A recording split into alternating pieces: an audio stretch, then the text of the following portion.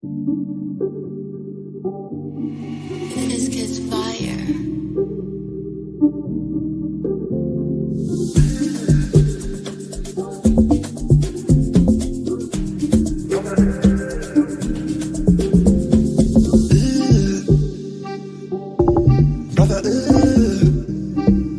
What's that? What's that, brother?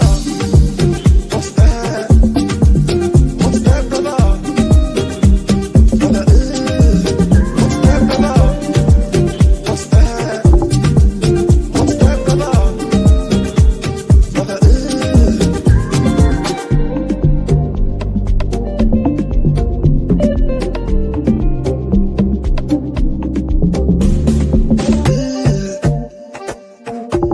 Brother,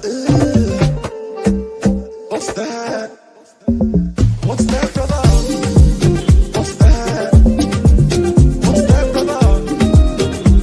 Brother, what's that, brother? What's that? What's that, brother? Brother,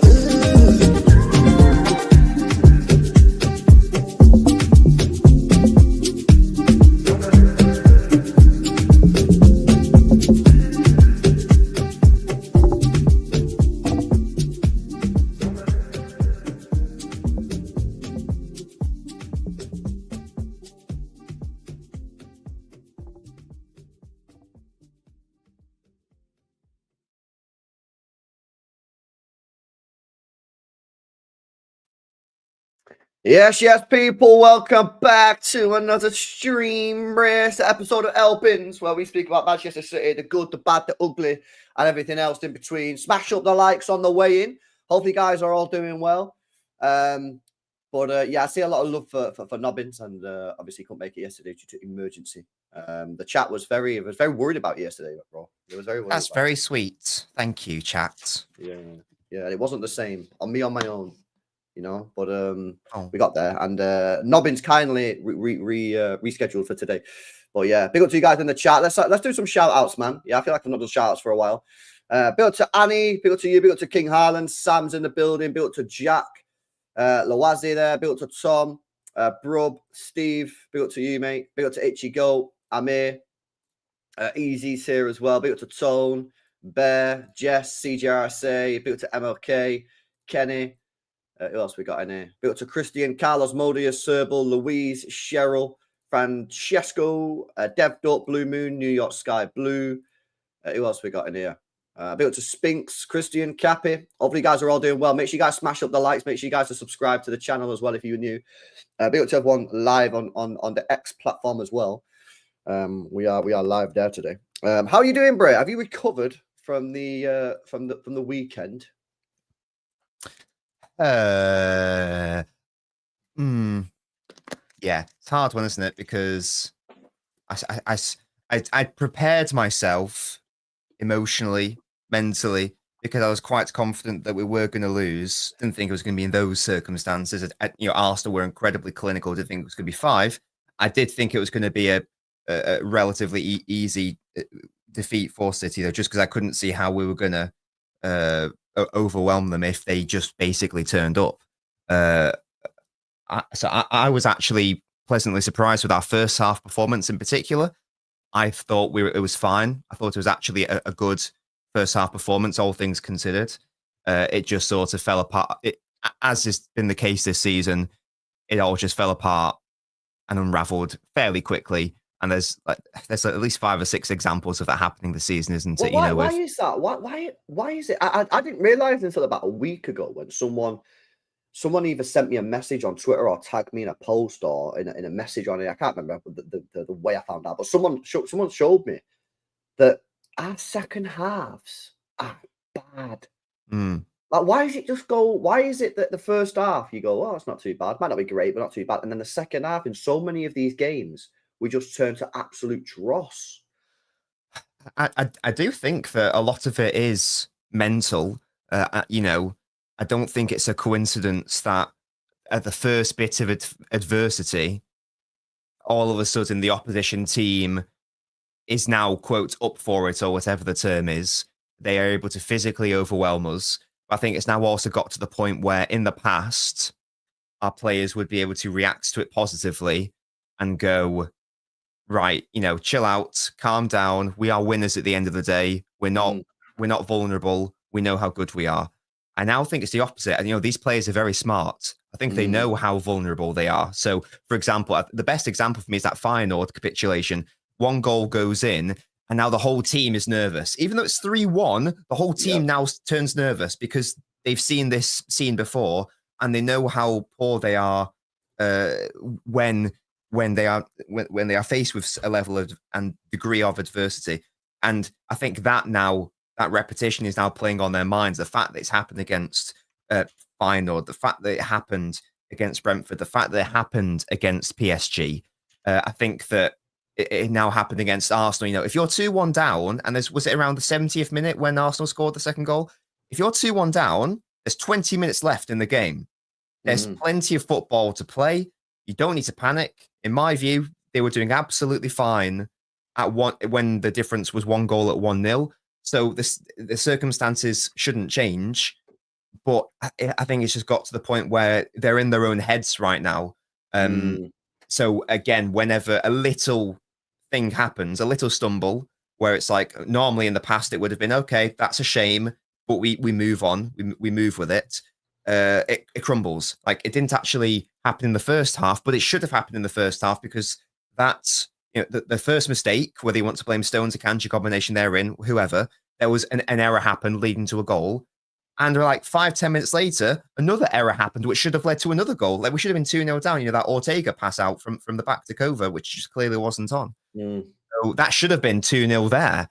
That mistake nearly and did lead to another terrible mistake. So I think it's just like this sort of endless, vicious cycle. It is. I think you're spot on. I think for me, obviously the midfield, we all know about the midfield and how bad it is and stuff, but that has created a situation where because of how bad they are, because of all the games we've lost, the confidence then dips.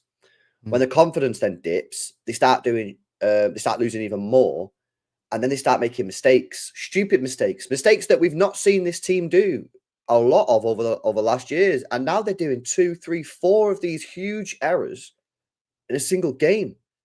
Whereas previously they might do 4 of these errors every 3 months. It might take 3 months for us to do 3 huge errors, and every single game is this is happening. And for me, I think it's all down to confidence. I'm going to bring this quote up. This is from Bernardo Silva. This was back on December 15th. This is what he said, and for me, this is just a spot on, absolutely legitimate. Bernardo Silva on the football pitch is frustrating me a little bit at the moment because what he's offering, or the lack of what he's offering. But off the pitch, everything that he says, I think is absolutely spot on. He says, we have to look at ourselves. It's not about, we're playing so well, it's unlucky. No, it's the decisions that you make. Today, in the last minutes, we played like under 15s. I think he's so right. You know what I mean? And what does he mean by under 15s? He's not talking about quality. He's not trying to slag anyone off. It's the mentality, right?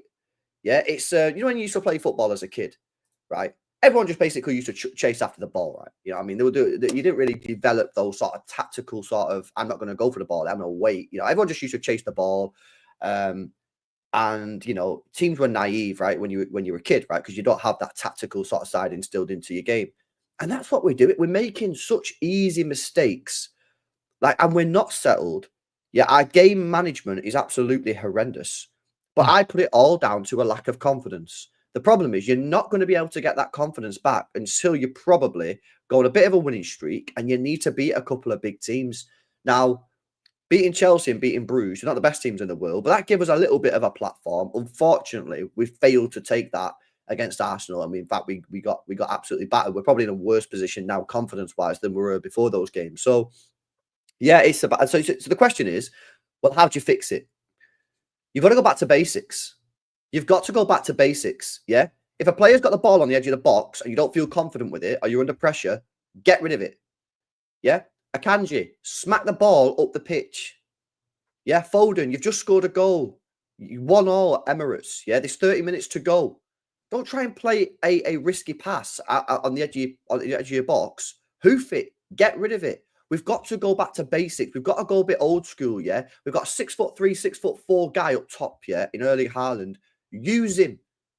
Use him. We need to get that ball as far away from our goal as humanly possible. But I feel like we're still playing football like we were in the treble year when we're full of confidence and we're battering everyone. We actually need, yeah, I'm going to say this right now, yeah, some of you might not like it. We need to humble ourselves, man. I've been saying this for weeks, if not months. We are not the same team as we were last year. We were not the same team as we were in the treble year. We are worse. We don't have, the quality is worse. Yeah, the players are worse. We don't have the legs to do it anymore, right? We need to adapt our game.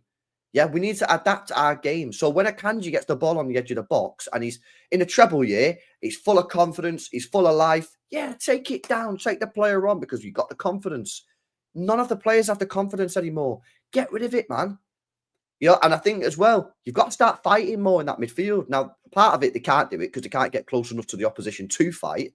But hopefully with Gonzalez, that's going to help a little bit. And I know you've obviously said some stuff on Twitter. I'm interested to hear your take on that. Got a video coming later this week about it in detail. But hopefully he can help us win some second balls because we don't win enough duels in the midfield, which is absolutely shocking. The worst game of the season for that was Bournemouth, yeah, which was an embarrassment. I think we won one duel in the midfield, yeah.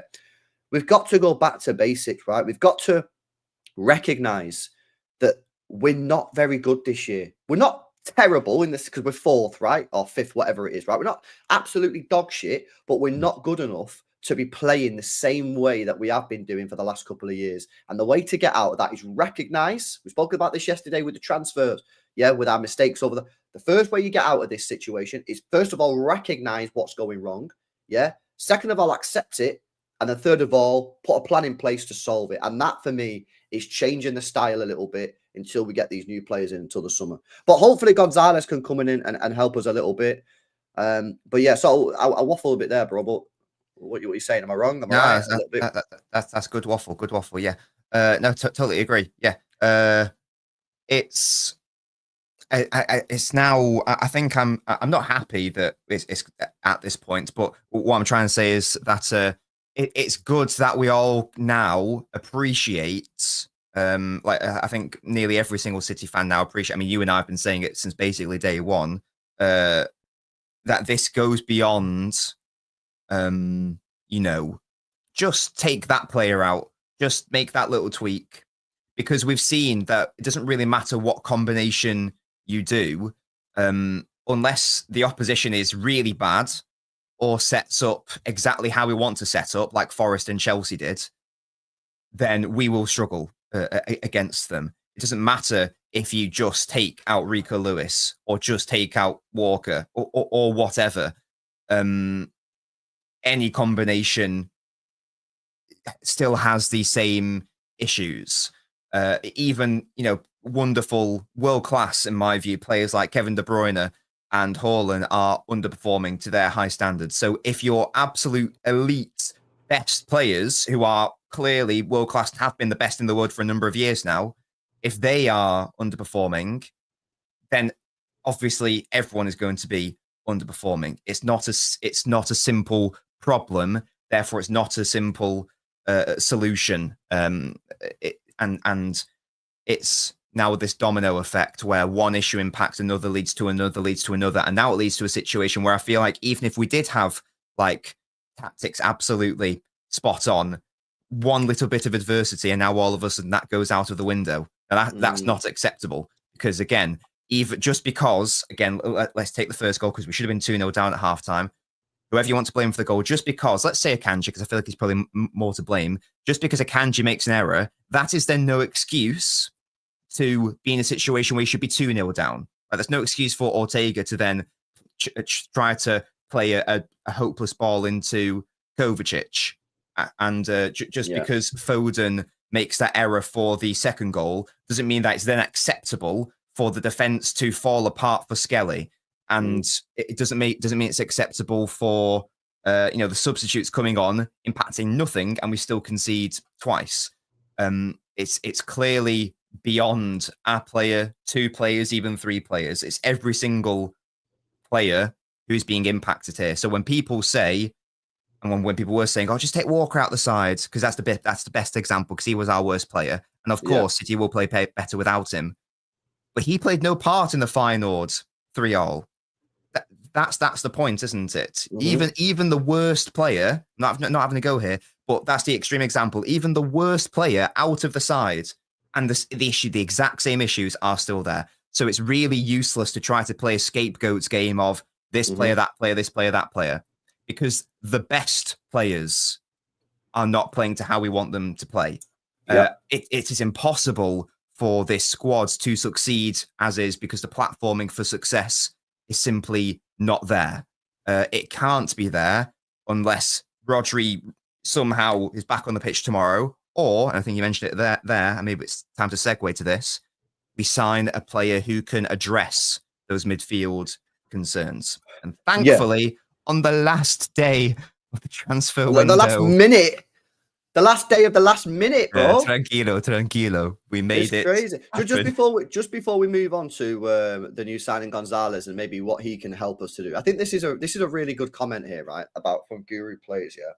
Too scared to do anything. Pep needs to tell them over and over to just go and play about worry mistake. You know what the maddest thing about the way that we're playing at the moment that I've noticed, right? And this is just what I noticed. Could be completely wrong, yeah. You might have a different opinion, but we play riskier passes on the edge of our penalty area than we do in the opposition's penalty area and on the halfway line.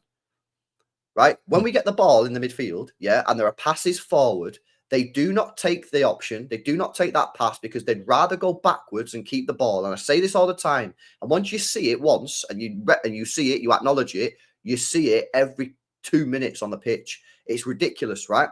So that pass from Stones, hella risky to Akanji, right? Akanji try to take the ball down and take his man on rather than just put his foot through it. Hella risky.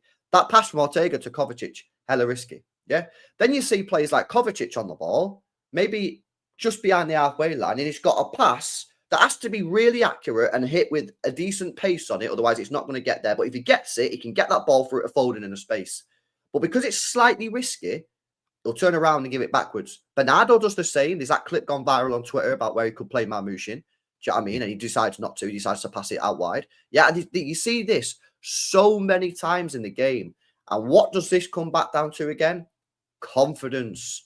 The players do not have the confidence to play that pass, and they're not confident enough to do it. Yeah, because of the way the team is. So they'll go backwards and keep the ball because in their heads they think, "I'll keep the ball. It's a safer option. We'll keep the ball." But actually, it's the wrong thing to do. The right thing to do, and the way we get out of this mess is by getting that ball forward to our attacking players. We had 4 attacking players on the pitch at the weekend, yeah, and we didn't utilize them enough because we didn't get them the ball enough in the correct spaces because the midfielders, yeah, again, it all comes down to this midfield, in my opinion, are not confident enough to get that ball forward because they're too bothered about keeping the ball and playing it safe. Yet when the ball's on the edge of our penalty area, yeah, John Stones ain't going to start hoofing balls up all the time. He's going to play. And Akanji's going to play. Yeah, the difference is Akanji needs to, and not just Akanji, the whole defense, they need to be a little bit more switched on and recognize the current situation. But it sounds bad. And it sounds like we've got our whole game plan wrong and the whole mentality of the way the team plays is wrong. But that is true. Everything about the team and the way they're playing at the moment is not right.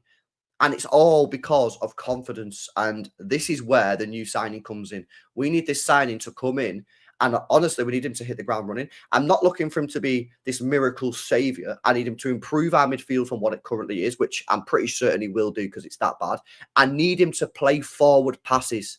I need him to get on the ball and play that ball forward into Foden in the space, into Savio in the space, Marmouche and De Bruyne. I don't want to see him getting the ball going backwards like Kovacic, Bernardo, and Gundogan do all the time. Yeah, and he's coming in. He ain't got that lack of confidence.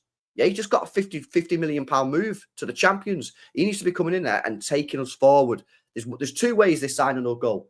He's going to drag the team up, yeah, because he's going to come in with a fresh lease of life and he's going to start playing like a normal midfielder will play and pass that ball forward and be confident on it and help the team.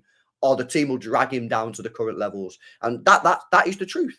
And I'm hopeful and I'm optimistic that it'll be the first one. He's going to drag the team up. But Gonzalez, it's sort of like our last throw at the dice for any sort of any sort of like normality for the rest of the season, really. Because if he can't solve this midfield, then we're just going to be cooked for the rest of the year, and we have to wait till the summer, really, aren't we? Yeah.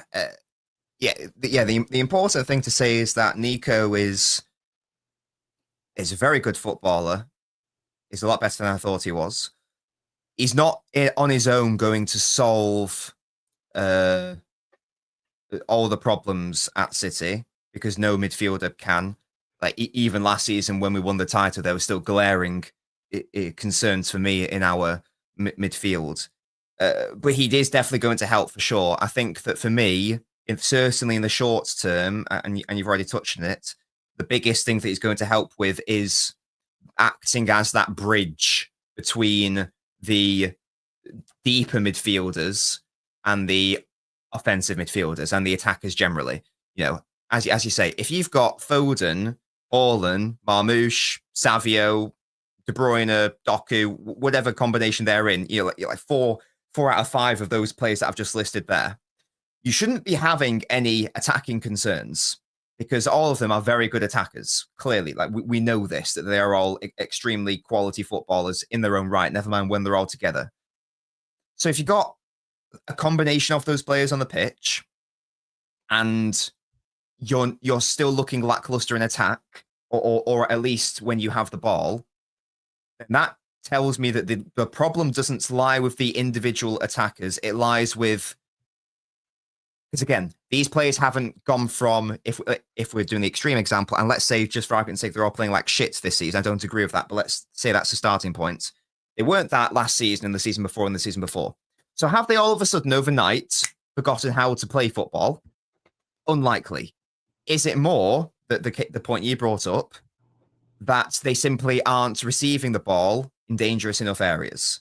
And that is the key, because Rodri was that bridge and he was that connectivity. He was the player who would find De Bruyne, he would find Foden, he will find Savio, Marmoush from those deeper positions. And you need those passes in the deeper areas. You need them in multiple areas of the pitch. And as I say, if you want to get your attackers involved, you're going to need them in the deeper areas, especially against the better sides who are not going to back off like Arsenal, for example, and they engage in a high press. Thankfully, Nico can do that job very, very well. I'm happy to hear. Would you like a sneak preview? Would you like some passing information? Give me all the details. Shall I give you the juicy stats? Yes. So, across Europe's top 7 leagues this season, he ranks in the top 15% for forward passes and the top 5% for forward pass completion among midfielders. So that tells me, and I know this because I've also watched him, that he is a passer. He's someone who wants to be that bridge, and he wants to get the more offensive-minded midfielders and that makes complete sense when you come out of La Masia Academy, right? Yeah, he's also got that background in education, 100%. That's very exciting, and that is an attribute that has been missing from City in those deeper areas. Correct. Since Rodri left. Transitioning the ball, which is what I spoke about a minute ago, getting that ball from defense to attack. Yes. In a smooth way. Mm-hmm. Rodri could do it. Rodri was amazing at it. Yeah, Fernandinho could do it as well. But not quite as good as Rodri, in my opinion, but he could still do it. Yeah. Mm-hmm. We have no one that can do that, because you either need to be able to drive forward with the ball and then release it, which Kovacic can do a little bit, but I feel like the pass is usually then clunky at the end of it. Right? Or delayed. Bernardo just can't do it, and Gundogan's far too slow at doing it. So we have no one in that midfield. And obviously, we're not speaking about Nico O'Reilly or anyone like that, because what's the point? Pep don't play him there. So we can only speak about the players that Pep will actually play there. None of them can do it. Yeah. It's about getting that ball from defense to the attackers so that they can do their damage. Yeah, I've seen I don't know if you have this this graphic or whatever, but I saw something on Twitter which was the average position in which Manchester City recover the ball. Right. And this is a slightly different thing, but like in previous years, we used to recover the ball a lot higher up the football pitch, which means we got our attackers on the ball higher up the football pitch. Whereas like this year, it's like probably one of the worst it's ever been. And we get the ball back like lower in our own half, which means we've got to try. And so it's like a double-edged sword, right? Because the higher up that you win the ball back, right? Because you've got midfield legs and midfield energy, the higher up you like to Foden and Doku and Savio have got the ball. So your midfielder doesn't actually need to get the ball from defence to the attack as much or as far because you're winning the ball high up. Now we've lost Rodri, we've lost the legs from the field. You're now losing the ball.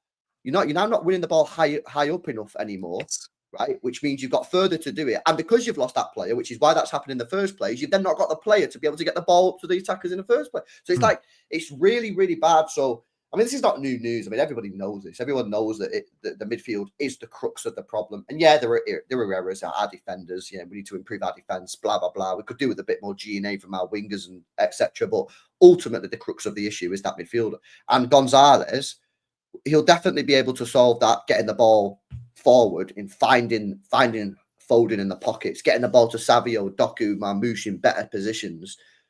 My query is, how good is he going to be, or how much is he going to help us, would probably be a fairer question. How much is he going to help us in winning that ball back and stopping these relentless counterattacks and relentless transitions, whereby every time we lose the ball, we're shitting ourselves and we're like, here we go again. Yes. Good news. I think you've seen I think you've put the graph on your stream before. I tweeted it. I believe that the graphic actually addresses that question because it illustrates how good Nico is in respect of his pressing work, particularly. Oh, is this graph? Yeah. I don't know how you didn't understand that. He's the little. I'll bring it back up again, man. But I had serious problems with this. Right. So so the upper end of that is someone in the Portuguese league is recovering the ball in the final third 3 times per 90. That's the best in all of Portugal. Nico is at 2.28 per 90. So you see how he's being closer to the right means you are in the upper percentile. It means you are the elite. Right. You don't want to be further left if you want to be good at recovering the ball in the final third. You want to be to the right-hand side. And Nico is very much towards the extreme of that right-hand side. So that tells us that he's one of the best midfielders in Portugal in respect of getting that ball back in the final third, which is exactly what you were saying. He is going to be when Porto lose the ball, he's able to get in there quickly, recover the ball. There's also a mad stat in terms of like the actual attacking benefit of that, which I'll get into in my analysis video. It's mad how good he is at that and what it can lead to. So that I think that hopefully addresses what so you're trying to tell me here. There's only 1, 2, 3, 4 players in the Portuguese league that are better than Nico Gonzalez at recovering the ball per 90 minutes. I don't know if it's exactly that amount, but he is absolutely in the upper echelon of those players. Yes, like that's just one of his graphs as well. There's another one to do with counter pressing. Specifically, and once again, he's towards the right hand side of that graph. So yeah, he is very good at it. That is partly informed by his really good mental profile and attributes. Like he just knows how to anticipate danger. He knows where the ball is going to be and where the space is, so he's able to then anticipate and think, right, there's a chance that that ball's going to go there. I'm going to intercept, and indeed I do. But it's also helped by it's okay to know that's going to happen, but you also need to be able to act on it. And thankfully, Nico is 6'2". He's got long legs. He's able to bounce and into those actions, so he's able to like pounce on his opponent's loose balls and win the ball back. So it's all a nice. This is why I'm very excited about the player. It's all a very nice combination, which addresses what City needs. And if I'm talking about how excited I am, you guys hopefully saw my Kusanov video where I had a whole section where I was like, well, this is why he's maybe not as good. And then even in my Marmoush video, I was like, there are some concerns here. This was the only deal that we've done this winter, where having scouted him further, my opinion of him actually increased. For everyone else, it decreased slightly. That doesn't mean bad. It just means that I got less excited. This is the opposite. So I'm very excited at this signing. Again, that doesn't mean he's going to come and fix everything. He's 23 years old. No, I've said this about 500 times, right? But if anyone thinks this guy's going to walk in, right, and fix everything, give your head a wobble. Yeah, right? yeah, exactly. He's No one can do that. He's joining the worst City team in probably a decade. Yeah, let's get it right. Yeah. The team's a mess. No Rodri. He's playing with a bunch of 33-year-olds, right? He's joining in January. He's got no preseason under his belt. New league. All I'm looking for is an improvement. That's it. I just want to stop conceding 4 or 5 goals. That's it. You know what I mean? I get that we might still be losing games. I've accepted that, yeah.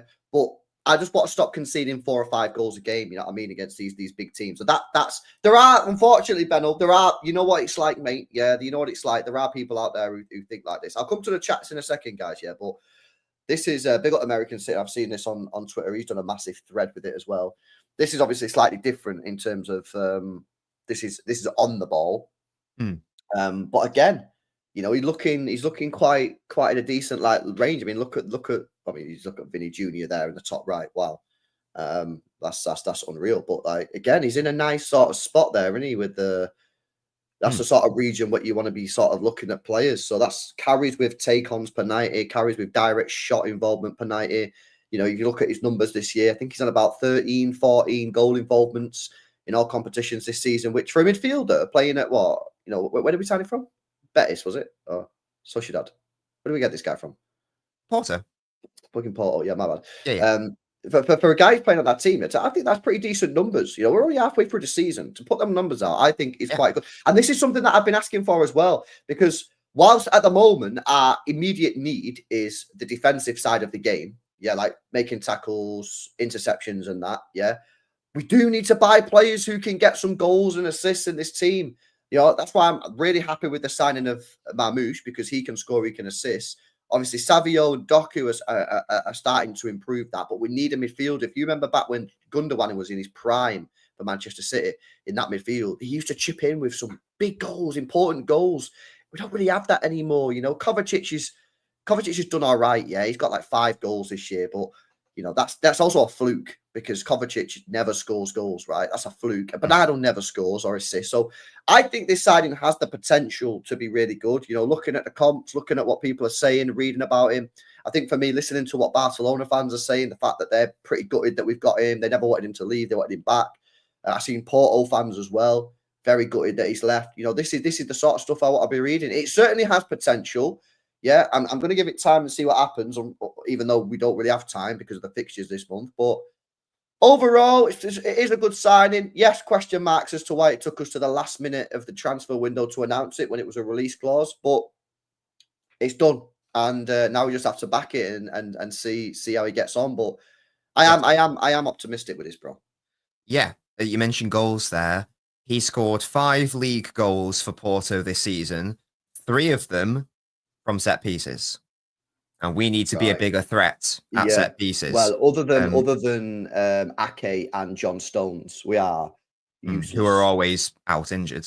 Yeah, the 2 players who are very good at set pieces are always in. And this is, by the way, not necessarily a criticism, but one area of Ruben Diaz's game that I really think that he needs to totally agree. Yes. And this again, it's not a criticism. Yeah, it's about how can you improve. Yeah, Ruben Diaz. It's a valid criticism. Yeah, it's certainly valid, right? Because I'm looking at Ruben Diaz in our penalty area, heading everything away. The ball comes in the box, he's there, he's throwing his head on it, he's blocking, and it's like, but in the opposite penalty area, and people will be like, oh, that's a little bit critical. But when you're at this level, you've got to look at every little thing that you could potentially improve on. And I think Ruben Diaz this year has been very, very good. Unfortunately, he's been injured quite a few times, but he's been very good when he's played. And if he wants to become one of the best centre-backs in the world, right, which, you know, when he first joined, I think that's where he was, and that was one of his ambitions. He's probably regressed a little bit since then. I think, you know, having a little bit more of a threat in the penalty area should be good. And now we've got Marmoush, who can actually take a corner. Yeah, there's no excuses for not getting 3-4 goals a season, especially when you're playing 70 matches a year. So listen, it'll be interesting to see. I'm looking through some of these chats, man. They've been waiting there a long time. Make sure you guys are smashing these likes up as well. Let's see what you guys are saying. Big up to Alf. This came in before the show started. I don't know if he's actually here, but he says, big up LB and Nobbins. Can't stay. I've got stuff to do. Real life is cringe. You know what isn't cringe? Hitting the likes and subbing to Nobbins. Yeah, man. Make sure you guys are subscribed to Nobbins. We'll get that. In fact, I've not put the link in. I'll put the link in the title. When is the video coming about Gonzalez, bro? Because you know for a fact we're all going to be watching it. It should be Friday.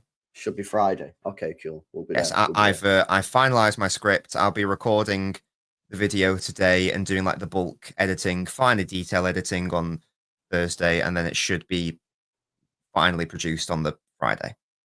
Okay, well, we'll keep our eye out for that one. Big up to Anthony says, what I'm going to be waiting for next season, will I be waiting for next month? Aussie Rules footy is back. I'm hoping my Fremantle Dockers, we got to make that double chance in that top 4 play finals this year. If that's about Aussie Rules football, I have no idea because I've never seen it. That I think that's the sport where it's like mental and it's like a combination of rugby and football or something. Like it's really violent, I think. Yeah, is that the one where they got 4 goals? Oh, they have 4 nets in this sport. I'm not sure. I feel like it's like rugby posts, but I might be wrong. Yeah, I don't know. I've seen the Irish one. Yeah, the Irish football, Gaelic football is how it's called, right? Yeah, I've seen that one. So. Yeah, but I don't know if that's similar or what. But I don't know, bro. But yeah, enjoy it anyway, mate. Yeah, enjoy it anyway, bro. Big up for the dono. Big up to MLK says long ball versus Real Madrid. Punish their defenders, bypass the mid. The problem with that is Real Madrid will probably want to sit back as well. Yes, it was on the break. So if that happens, who's going to have the ball? Who's going to dominate the ball? You know, ideally, you don't want the ball, but Real Madrid don't want the ball. Yeah, it's all well and good saying, you know, because I saw lots of people say, why can't let's just play against Arsenal? How we did against Chelsea? That only worked because Chelsea let us play like that. It's very dependent on what the opposition allow us to do. So yeah, we can't always rely on that, sadly. Yeah. Facts. Big up to LB says Nico in the 6, Nunes in the 8. Would that work? It probably would work better, but Pep don't trust Nunes in midfield. So it's sort of irrelevant, really. I think it would make this season, it would make a lot more sense. I think what will happen is it would make a lot more sense if it was just Nico and Kovacic as a double pivot together. Yeah, I'd go Nico because Nico, I think that's important to say as well. Nico isn't a defensive midfielder. He's a 6'8" hybrid. He can do a job as a defensive midfielder, of course. That's all we need right now, really. But you know, I would not want him to play as a lone pivot, for example. I don't think he could do that job, nor should he be expected to do that job. Yeah. No, that's exactly. Big up to Anthony again, says we just need to make the top 4 this year. Yeah, man, we need to get in that top 4, bro. Yeah. Hopefully top 5 we might have to rely on. I seen a tweet today, 99.5% chance. Yeah, now. It's something mad in it. So hopefully it's basically done. It's basically done. I think unless every English team gets beat in the Champions League, Europa League, and Conference League in the very next round, England have basically got the 5th spot, so we can finish top 5 this year. Big up to Kat says, can we see an 11 for this weekend from you two? Yeah, we can do that. Yeah, we can do that. No problem. Big up to Mohammed says Kuzanov should start over Akanji. He has been dog shit, says Mohammed. I would start Kuzanov certainly this weekend against Leyton Orient. I'm not sure what I'd do yet for the Real Madrid game. I'm not fully decided. Jimmy Five Chin says 900 people watching, 200 likes. Sort it out, lads and ladies. Yeah, man, we got basically 1,000 people in here now. Make sure you guys are smashing the likes up. If you're watching on YouTube, if you're watching on X or Twitter, you can come over on It's LB YouTube channel and watch on here. Get involved in the chat if you want to speak. We go to Anthony says his overall in FC 25 is 78. That's Gonzalez's FIFA rating. Is not good. Apparently, I also think that because I like to look at. I haven't played FIFA in years, but I do sometimes like to look at the stats just to see how wrong they are because they are always wrong. It's quite funny. I think his pace is 66, which is really hilariously wrong. Like Nico's actually quite adept at covering ground very quickly. Right. Yeah, I know when we signed him, people said he's slow. I did not see a slow player when I was scouting him. Yeah, no, I didn't really see a slow guess on FIFA. When I watched the comps, I didn't really see a slow. Yeah, he's not slow at all. Yeah. No. A bit of the Dark Claw as well says we need Ake to beat Real Madrid. I don't think he's going to be available based off what Pep was saying, but we'll see. Well, there's still 7 days left, something like that. So we'll see if he's available. Big up to you, man. Big up to you. By the way, did you see the Mahrez video yesterday, bro? Just quickly, go rapidly off topic. I know this is mad off topic, but do you see Mahrez? I think I saw. I think I saw it because you commented on it. I think he put. Well, what was it? Bro. Because he put Stone. To be fair, he was probably the worst on that list. You can't put him No, above. what about De Nesta. Bruyne? I didn't see the De Bruyne one. Let me just show you this. Let me just show you this rapid, right? So, sorry, I know this is completely off topic, yeah, but I've No, got that's to show fine. Nobbins. I've got to show Nobbins this. Oh, because I think I stopped watching it when he put. I assumed you were talking about Stones below Nesta. Yeah, so So he put Stones 10th, right? Yeah, that's fine. And then look what he did here, right? Look what he did. Listen to what he says. No, you can't change. No, you can't change. Look. Looking after your safety and confidence. No, I can't go. Oh wait. Your guy. He changed or we put? Change. Nah, that's crazy. Yeah, that's crazy. Bro, he got Kevin De Bruyne for the number 1 spot and was like, nah, fucking change. How Who were mad those- is that, bro? What is that? Pirlo, Salah, Baggio. Who's that 5th one? I don't know who that is. Can't tell. I don't know who that I don't is, know. bro. Yeah. That's an L from Mahrez. I can't lie. That was a tap in, and he that was Sterling against Leon. That's poor from Mahrez. Yeah, that's crazy. That's crazy. Did you That's also poor. see that I rattled the whole of River Plate fan base yesterday on Twitter? Oh, because you want all their players. Yeah, bro, it's fucking well funny, bro. I'm rattling them. Honestly, man, it's crazy. Yo. I tweeted on. I put a tweet out putting City should replace Grealish with Subiabre in the summer. I got all these fucking Argentines in the comment section of my tweet going, "Fuck off, we hate Man City." Fucking obviously in the language, yeah, and I had to translate everything. But honestly, it was hilarious, bro. I rattled and that. But the thing is, they don't even play him. They don't even play the Subiabre. There you go. They're wasting him. Yeah, but We'll take him honestly, off your hands. Use him properly. It was hilarious, bro. I rattled them big time. All I said is signed Subiabre for Grealish, and they were just on it big time, man. It was so funny. And some of the quote tweets are hilarious, man. Honestly, if you get time today, chat, go and find it. Yeah, my tweet, and just look at all the comments and just like click the translate button. Oh my god, they hate us big time because obviously we got Echeverri, we got fucking Julian Alvarez. Yeah, Echeverri's so good, bro. Did you watch it last night? No. I'm not. I haven't had time because I've been doing Nico stuff. Bro, Echeverri's a fucking baller, you know. He's actually so good. Like exciting, bro. It was probably his worst game in the tournament yesterday. Still involved in both goals. Still involved in both goals. Yeah, it was his worst game. He's probably been playing a tournament, right? Probably one of the best players in the tournament. Like he's been class, and that tournament ends on the 16th of February. So we'll probably have him around. He'll probably maybe a couple of days there, and then fly over maybe the 20th, something like that. So yeah, we'll probably get him 20th of February, man. But he is class, mate. He is really good, and he's mad energetic as well. Like the pressing that he does, he's always knackered by like the 70th minutes because he don't stop running. He's very similar in that respect to Alvarez. You know, Alvarez just didn't stop running, but he's a more of a creator. Alvarez obviously more of a finisher, but yeah, he is a top player. He's a top. Anyway, what was we speaking about? Gonzalez. We were speaking about Gonzalez, I think. Yes. Yeah. No, it's. I'm interested to see how he gets on. It'll be. Yeah, I'll play him with Kovacic. I think Kovacic, Gonzalez in the middle. I think that gives us some solidity. It gives us, two players that can play a forward pass, and they both can carry it as well. And yeah, hopefully we can just get through this month without being embarrassed in every single game, because of course we do have these really, really tough fixtures coming up, which are really difficult. They're going to be difficult games.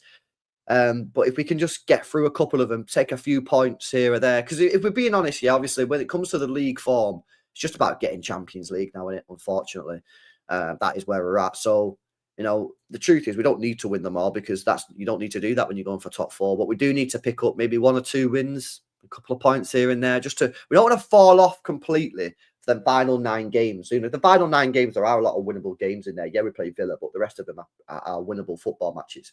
But we don't want to be like 7 points behind, with 9 games to go. We need to stick in there, man. So yeah, that's where we're at, man. But I'm looking forward to it. Yes, it's frustrating that it took this long to get the player in, but we got him in the end, and we'll see what we do in the summer. Obviously Viana's going to be here. There was some news coming out this morning about Viana. He has obviously officially left his job at Sporting Lisbon, but yeah, apparently he's not technically starting his job with City until like the summer. I think that's sort of BS.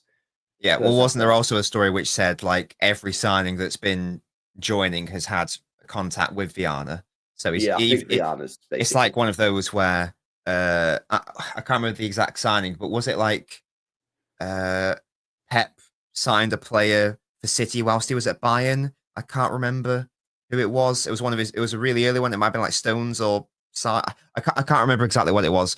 But that happens all the time. Like Arsene Wenger signed Vieira for Arsenal before he officially became Arsenal manager. I know it's managers, but that's how it used to be back in the day. You take my point. Yeah. Just because they aren't officially in the job, like we all know that communications are obviously going to happen. It's not like he's not spoken at all to the City higher ups and gone, that player, and blah blah blah blah. Like obviously he'll have had his hand involved to some degree for sure. Yeah, no, for sure. I think I've already said I think this summer we're gonna go mad. I think we need to. Yeah, no, 100%. I think we're gonna spend a lot of money. I think close on 300 million quid, if not a tad more. Despite what idiots think, saying that like apparently we're not allowed to rebuild our squad, seemingly. We're not allowed to spend money and rebuild a squad which has won 4 in a row, including a treble. And is one of the oldest squads in the world.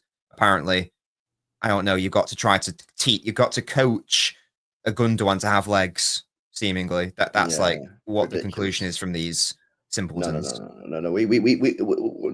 I don't take the note of these guys. Yeah, for me, we do what we need to do. We spend the money. We rebuild the squad properly. Yeah, we get the players in that we need to do, and there's going to be a couple of tough decisions to make. Well, some people it could be tough. Some people it might not be tough. They might be quite easy. But we've got to make some big decisions in the summer. I think you need to move 4 or 5 of these players on. The biggest decision for me will be the Kevin De Bruyne decision about what you do with him. But then you need to be bringing in top quality players. Yeah, we need to be signing starters. This is why it's going to cost 300 million. We're going to have a decision to make with the goalkeeper, because if Ederson still wants to leave and go Saudi Arabia, you're not going to stop him. And I think Ortega's now clearly demonstrated that he's not good enough to be a number 1 goalkeeper, which was clear to me a long time ago, despite what people said. So you're going to have to buy a new goalkeeper. That's not going to be cheap. That's going to be 50, 60 million. If you're looking at the names that we spoke about this, didn't we, a couple of weeks ago on the show about Costa and Chevalier. They're probably not going to be cheap, them too. So there's a lot of work to do. So, this Viana, you think he's just going to be like, right, lads, I'm on holiday now for 6 months. I'll see you in June. There's some real naive people in the world who believe this. Yeah, a lot of people in this chat. Yeah, I see it. These people know that this is cap, right? But some people believe this. Like, he doesn't technically start. He doesn't technically start. He will be working on these deals because he's not going to walk through the door in June. Tiki goes, and if Tiki's not got any deals lined up, go, hang on a minute, I need half a team here. He ain't going to do that, is he? You know what I mean? So he's going to be working on these deals 100%. And I think they're going to make 1 or maybe 2 huge acquisitions. I'd keep your eye on this Rodrigo deal, mate, at Real Madrid. And I'll tell you why, right? There's been rumours now for a year or 2 that is he fully happy? Yeah, I mean, blah, blah, blah. They've got Vini Jr., they've got Mbappe. And, there's just been murmurings, aren't there, over the last 12 months, say 18 months, that maybe he might want to make a move. Who knows? And I think if he's available, I think you've got to go and get him. Do we need an attacker? I think you do. Okay. I think having wingers of Savio, Doku, and Bob is not Marmoush as well, because I think he will play there. Yeah, Marmoush. Yeah, but the other 3 are extremely young. Bob's played 900 minutes for us. Savio's 20 years old. Doku's 22, and he keeps getting injured. I think if he's available, if Rodrigo becomes available on this transfer market in the summer, I think we've got to go and get him. I think he'd be absolutely brilliant for this team. So I was just going to ask, because I've not yet properly looked at him. Can Echeverry do a job out wide, do you think? Because I'd be surprised if he was given the keys immediately to the centre. What do you think that he'd have to... Well, I've not really seen him out wide. I don't think I've ever seen him out wide. He is... Based on his skill set and what you've seen, though, what I don't think so. No, because he's got that sort of that low center of gravity where he can twist and turn, and you want him central. So if he's central, he can go left, he can go right. Yeah, I mean, and he can go either way, and it's hard to defend. If you're on a wing, you're going to show him down the line. It's easy to defend. I think you need to get him central. Yeah, Central, oh mate, like he's. I wouldn't put him on the wing though. He's got to be in the middle. Oh no, I take your point that obviously long term that's got to be his position. I'm just thinking that if we do sign this another like an elite winger who's like going to be starting basically week in week out, I'm just then looking at the likes of Oscar Bob, and I'm wondering where's he going to get his minutes and his experience. I'm looking at Doku and Savio as we just mentioned. I don't know if the squad needs another attacker for me. I think for me that Marmoush has sort of done that in my view with the returning Bob. I'm willing to be proven wrong, of course. Just feel like instinctively that's not an area that I'm concerned about. Are you just thinking because if it's Rodrigo specifically, like just I wouldn't be going buying like some mid player. I'm saying I just think that there might be something in that because there's been murmurings for a while, right? And if there wasn't, they just dead the story. It just come out, or it's like his camp had just come out, or Real Madrid had just come out and just be like, dead these stories. But they're there all the time. And I think if he's available, you go and get him. You're looking at our attacking positions. Who have you got, right? So you got Haaland, Marmoush, Savio, Bob, and Doku, right?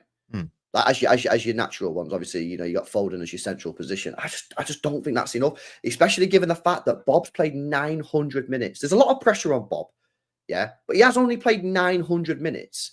Doku keeps on getting injured, right? And Marmoush is going to be sharing that striker position. I just think we're in a position where, again, if one player goes down injured, if Haaland was to go down injured with a 3-month injury, we're in a very sketchy situation yet again. And I think this season's taught us that we have to increase the size of this squad. This squad is not big enough, and one injury and the whole deck of cards just falls, man. And that's for me is why I would consider it. But like I said, I wouldn't be buying another Savio or another guy like that. Like if we're getting someone, I want like a legit baller, But we'll see. In the midfield is going to be an interesting one because you're going to need to sign at least one midfielder, if not two. Obviously, depends what you do, maybe with Kevin De Bruyne. But again, these have to be high quality players. This has got to be a starting player, someone that can come straight into the side. This can't be a Nunes, a Kovacic. This has to be someone. It's got to be a known brand. It's got to be a known brand player. This guy's going to come in and he's going to be straight on it. Now, the problem is there's not many of those players out there, and the ones that you are going to be mad expensive. But it's about time this midfield gets some proper money spent on it. If you look back at our midfield spend over the years, it's pretty poor, It's pretty poor. I mean, what midfielders we signed in the last 5 years? Well, we discussed that, didn't we? I think that the last starting midfielder that we signed, who was of an elite starting quality, was Rodri, wasn't it? Isn't that what we concluded? Because Phillips was, he failed, but ultimately he wasn't brought in to be a starter. He was brought in to be a squad player. Nunes, panic buy, squad player, maximum. Kovacic, good player, squad player. Rotation. The last true player who was like, right, you are going to be a starter at City. You're going to develop into that player, or you're ready now. Last one, was Rodri.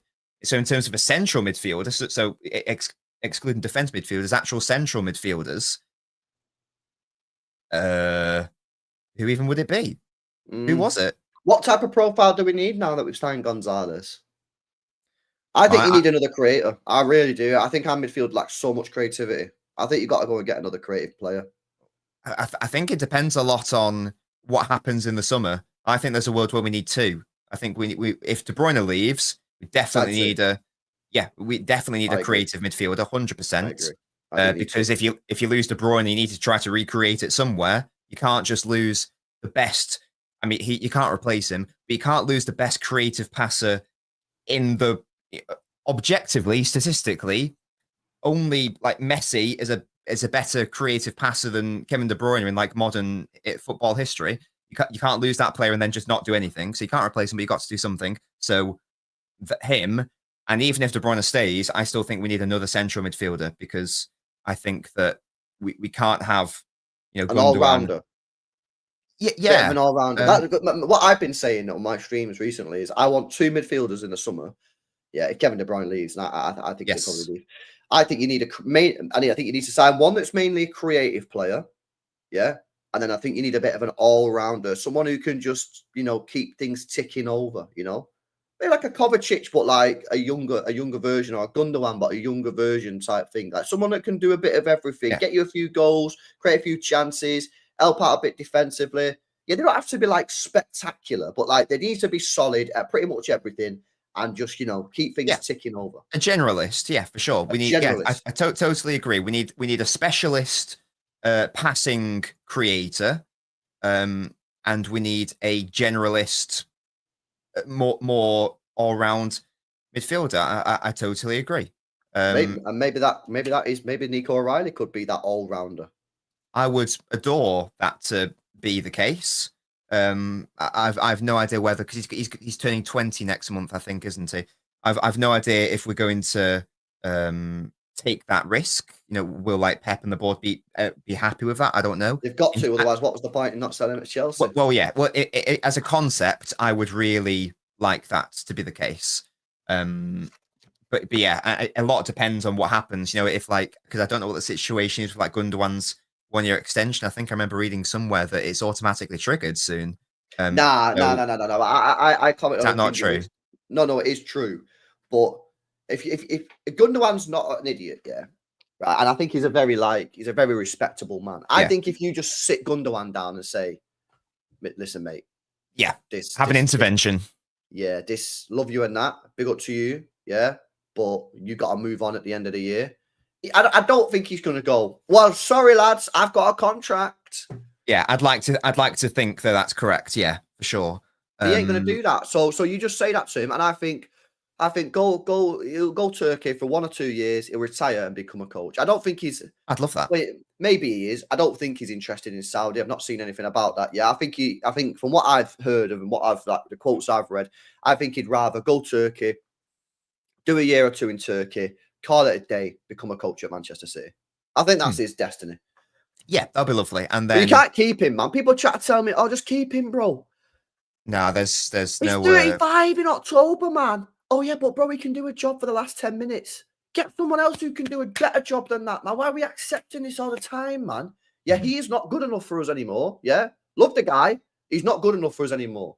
I don't want to do this where we keep him. Just keep him for 10 minutes. What? Pay him 150 grand a week so he can come on at 10 minutes. No, that is not the way to run a football club. You sit him down at the end of the year, say, "Thank you very much for coming back. You provided a service. It didn't quite work out. We want you to leave. We'll let you leave on a free again. Yeah, we'll pay your wages, whatever. You got to let you go because you're not involved in our plans." Why? Because we're a serious football club and we don't deal on sentimentality. Yeah, we deal on the facts. And the facts is he ain't good enough right now. And there's still 5 months left of the season. And we don't start the new season until August. Yeah, and let me tell you something, yeah. Once you start slowing down, you keep slowing. You don't get quicker, bro. Yeah, it's only going to get worse. This is the thing that people don't realize. It's only going to get worse. Yeah, when you see him running for a ball, you don't get that because he's too slow now. It's going to get worse. He's 35 in the summer.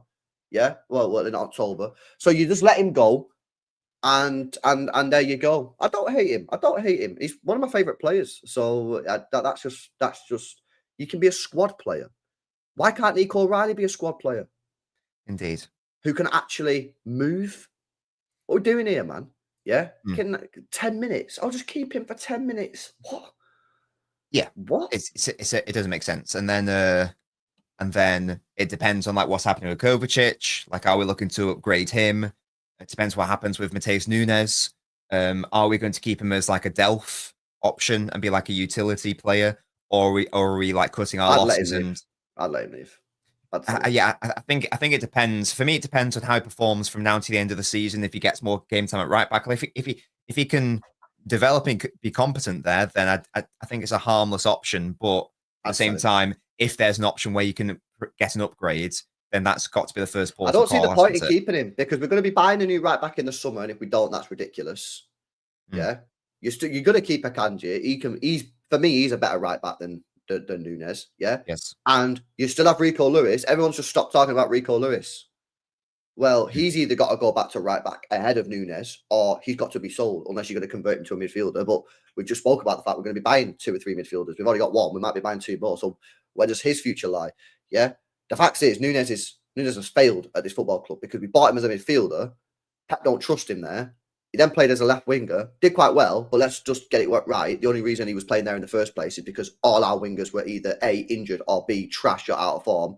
Now he's played at right back. He gets skinned every game, and he cost us he ain't. It's again, we got to deal with facts here. He ain't good enough, to be in this squad. So I'd move him on. Now, again, like if you can't find a seller, if you can't find a buyer, then you have to keep him. But he's getting a lot of game time this year. People say, but he's getting a lot of game time, so why wouldn't you keep him? He's getting a lot of game time because the squad is crap. Yeah, we've already addressed that by signing 4 players, 5 including Juma Bar. In the summer, we need to buy another 4 or 5 players. By that point, Nunez will not be needed. He will not be required. So therefore, he won't be playing. And then we've just got a guy sat on 150 grand a week, sat on the bench. Yeah, it's going to be really interesting. There is a world, it's not likely, but there is a world where, 4 on paper midfielders get moved on in Nunez, De Bruyne, Kovacic, and Gundogan. There is a world where that happens. So we might need to look at bringing in even more players if that does happen. So, but yeah, minimum another midfielder. That's even if everyone stays. We just need another midfielder like that all-rounder. If De Bruyne leaves, then we will need to have a think about trying to come close to replicating his creative passing. Whoever we get won't be anywhere near as good, obviously, because no one's even close to his level. People will say Wirtz, he's not on the level of De Bruyne in terms of passing. He's good, of course, but De Bruyne is De Bruyne. He's a once-in-a-generation player. Facts. So according to ULB in the summer, we're signing a left back, 1 or 2 centre mids and a winger. Nope. We're signing a right back. We might need to sign a centre back. For me, the centre back depends on how these 2 young lads settle and what I witness from Ake and Stones to the end of the season. And 1 or 2 centre mids and potentially a winger. The winger thing is depending on market opportunities. If someone like Rodrigo is available, I think you have to go for him. You have to go for Rodrigo. You can't tell me, but we've got Bob and Savio and Doku when Rodrigo is there available, if he is available. And it's only like speculation, but it's been there for a while. Yeah. And people say, what about Bob? If Bob's good enough, he'll get the position. Don't worry. If Bob's good enough, he'll play. If he's not good enough, he'll be on the bench. That's how it works. You play the better players. But so I'm kind of like the winger. I'm kind of like, if he's available, then yeah. But I'm not too fussed. We need a right back, 100%. Yeah, we might need a centre back. So we need a goalkeeper if Edison goes. We need maybe 2 if Ortega goes as well. We need a right back. So that's definite. We're probably going to need 2 there. You might need a centre back, and then for me, you need 2 midfielders. So 100%, you're going to be looking at 4 because let's just say Edison's gone. He's pretty much gone, isn't he? You're going to be looking at 4, maybe 5 if you need a centre back. But the centre back one's a little bit like, I need to see what these 2 young guys are doing first. But again, don't sound a lot, but I'm talking first team quality players. Elite. I'm talking elite players because we bought too many rotational players over the last couple of years. So my right back is going to be, it's not a Kyle Walker-Peters. Yeah. It's not one of these. It's going to be a guy that is one of the best in the position in the world. So it's going to cost 50 mil minimum, right? It's probably going to be Cambiasso maybe. We've obviously been linked with him in January. That's going to be 50, 60, maybe 65 million, right? If we need to sign a centre-back, I'm talking, that means that if I'm signing a centre-back in the summer, that's because my 2 new centre-backs are not really working. So that's going to be someone who's a big centre-back, someone who's doing it here and now. That's probably going to be 65, 70 million. Yeah, the goalkeeper is going to be 60 million. The 2 midfielders, yeah, you're probably looking at about what, 130, 140 for the pair, maybe 150 for the pair. So I already said, I've been spot on this whole situation. Before this window opened, I said, this rebuild is going to cost us £500 million. I said that before a player was even signed. And we're 175 in. And I think in the summer, the club needs to spend about 300 million because we're talking first team quality ballers. I'm not talking about £20 million Kovacic. Yeah, I'm talking about the Jude Bellinghams. You know when we tried to sign Bellingham for 100 mil? We tried to sign Rice 100 mil. Well, you sign one of them, that's bang, 100 million gone straight away. You still need another midfielder. You still need a right back. You still need a goalkeeper and maybe a centre back. So it's going to cost dough, mate. But the club have got the money. Yeah, I don't want to hear none of this. That's all been absolutely busted.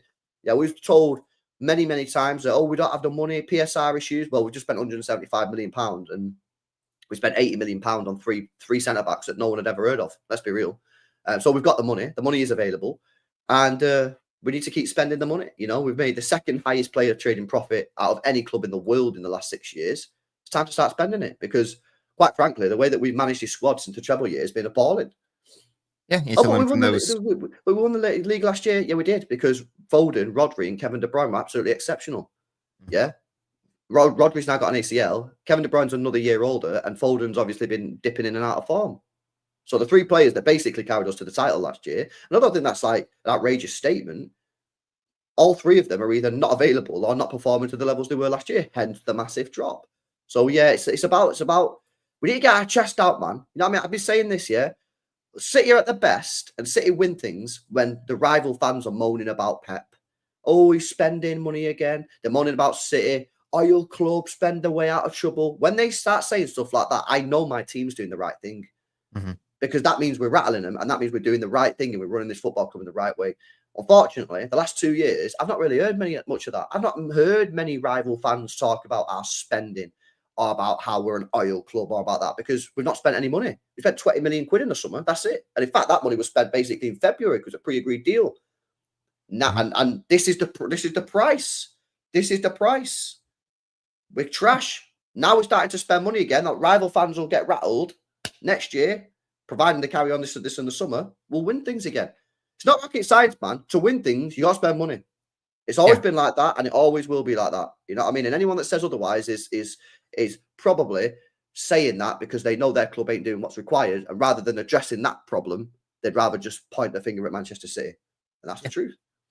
Yeah, or they are ignorant as to history because you can't name one, Premier League side, Premier League manager, whatever, that didn't spend a whole lot of money in order to win a whole lot of trophies. It's a spending money doesn't equal success, but it is certainly a prerequisite for success. You have to spend it well, but fundamentally you have to spend it. You don't get players, you don't get elite players in general for pennies. You know, they're not playing out of the kindness of their hearts. They are paying for money. This is how it's been since the 19th century, literally, when football was first founded. This is nothing new. It's on a much wider scale because of globalization.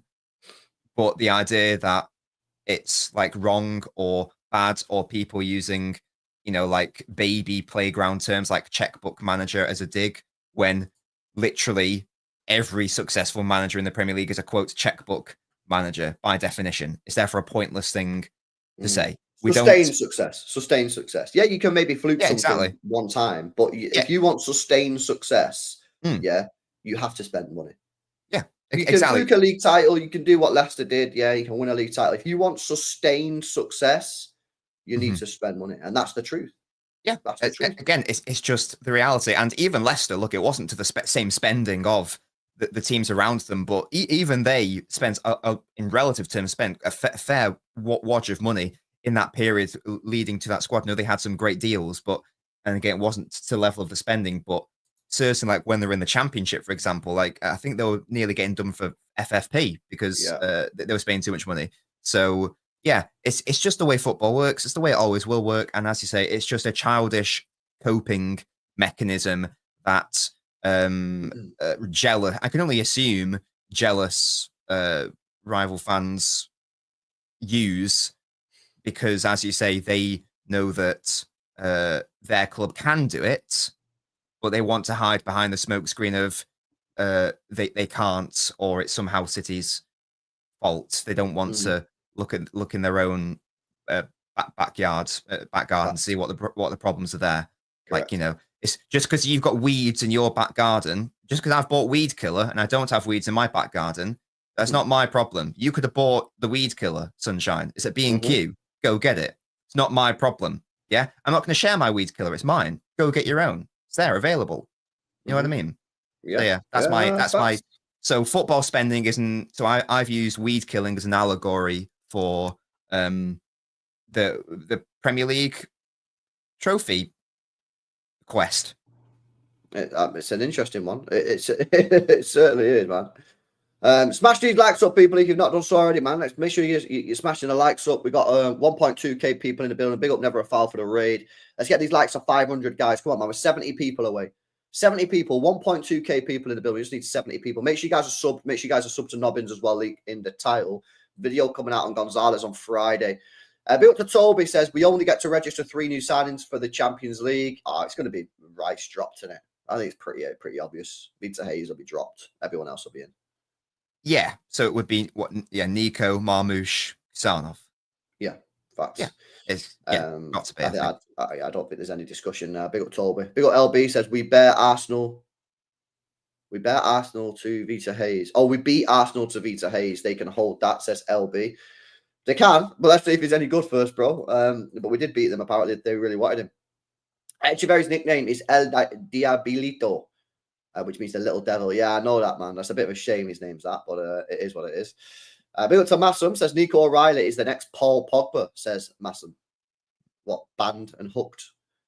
Banned and hooked because he's horrendously overrated at club level.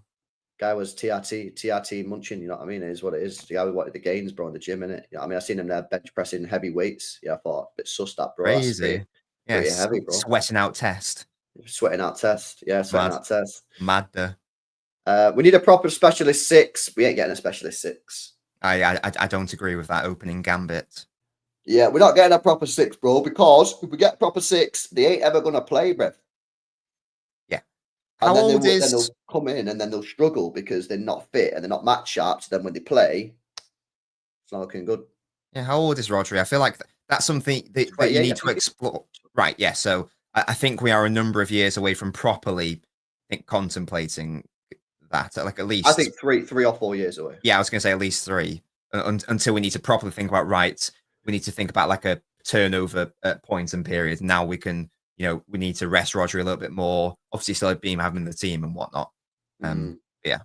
What we needed is what we've done is getting a 6-8 hybrid. Perfect. And of course, you need to get a bit lucky. You can't afford to get an ACL to your best player. Like, fucking hell. If any team gets an ACL, if Salah gets an ACL tomorrow, yeah, they ain't going to be cooking on gas like they've been doing all season. That's just a fact. Yeah, like if Salah got an ACL injury at the start of the season, Liverpool ain't going to win the title, are they? Correct. I don't think that's in dispute. Like, yes, but people go, oh, you're making excuses. No, it's not. It's about being called balanced. Yes, the club really messed up in the last 2 years with their transfer activity. But at the same time, we have been mad unlucky with an ACL to our best player. Yeah? Now, yeah, the club should have done better. Obviously, they should have got a player in the summer that could cope with that position if Rodri went down.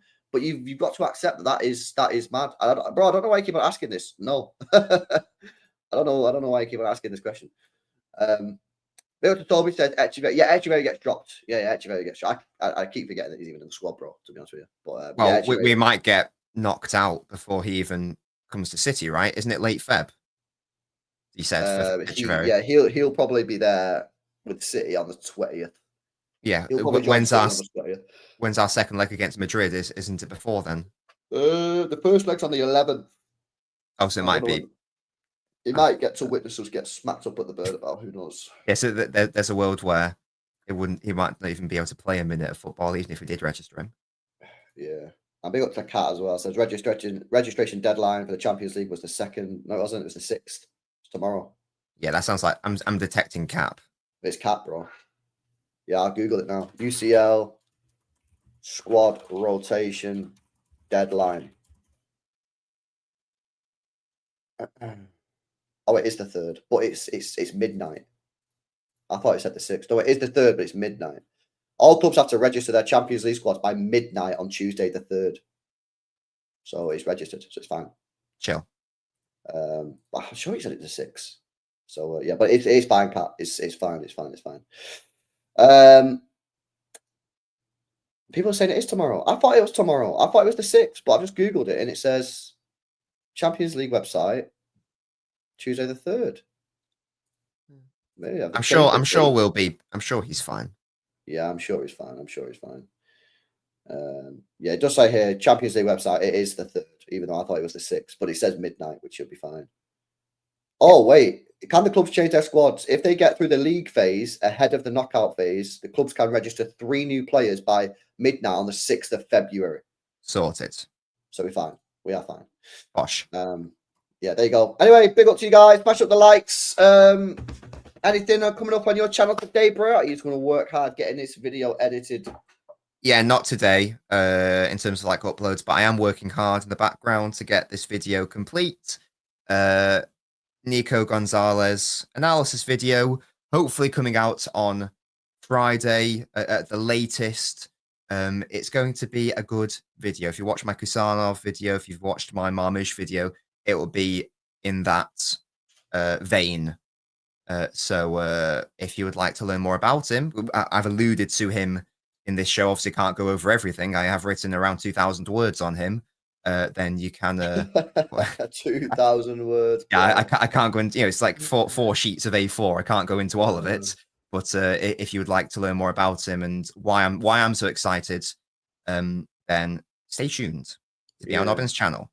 Okay. Yeah. Oh yeah. Shit. Let me do this real quick, bro. I did say I'd do this before when you sent that. Oh yeah. My bad. This is for Leighton Orient. This is for Leighton Orient. So obviously, I imagine Edison's probably not going to be available still. I'd start Ortega anyway, even if he was. Start Ortega. Now, I would personally play Vita Hayes and Huzanov. I think I agree. Is he not on there? I just spell his name. So, You're telling me a £29 million player is not on the system? How's he not on the system? He played for Palmeiras. I don't know. Would it be under? Because sometimes Brazilians have. Oh yeah, that or actual. Is it something like that? Like, will he be referred to as something else on a system, or is he too baby to be in it? Vitor De. What if you type VITOR space DE? See if that comes up. No, okay. No. Okay, we're gonna go Thiago Silva, guys. He's not on the bloody system either, man. This what is the hell, washed, bro? This is a racismo, no? Racismo, no? These guys don't like the Brazilians, no? It's a racismo. Give me a Brazilian centre back, bro. Alex. Nope. Does it not do past players then? Bro! It doesn't do past players, I guess. Washed up. Yeah. Who would be Marquinhos? Is he? Oh yeah, Marquinhos? yeah. Bosh. I suppose there you go. Right. This is Vitor Hayes, guys. Yeah. This is Vitor Hayes, guys. In fact, we can just change his name. Nice. But he's got the picture of. Yeah. People probably won't even fucking know that, you know. I bet if someone just joins the stream now, they probably don't even fucking know. They're like, oh yeah, that is him, innit? Because they don't even know. Yeah, chill. Huzanov. Yes. Get him in the team. My boy. Yeah. I would think I'll go Rico Lewis left back. Okay. Because Gavardio cannot fucking play another football match. Yeah. Otherwise he'll literally die. Right back, I would just stick Nunes in there personally. Is Nico O'Reilly going in your midfield? Potentially. Let me. Sure. I was just thinking, if not, we could maybe do a cheeky fullback thing if we can't squeeze him in, because I want Nico to play. Yeah. No, O'Reilly to play. Let me just whack the players in. Yeah. I just put his name. Maybe if you start Nico, that might be easier. And then O. There we go. There we go. Yeah, right. Apostrophe. Yeah. We'll get him in the side. Gonzalez for me has to play because he's got to play Real Madrid, and I'm not just sticking him in his first game at Real Madrid. There he is. Yeah. I did not change him to City yet.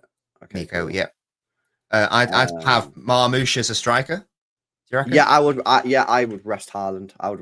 Play Marmouche as a striker. Bob.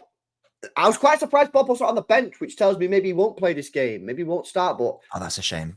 I was looking for Bob to be on the bench against Arsenal, so I could be like, oh yeah, he can start the game. But I obviously don't know how fit he is.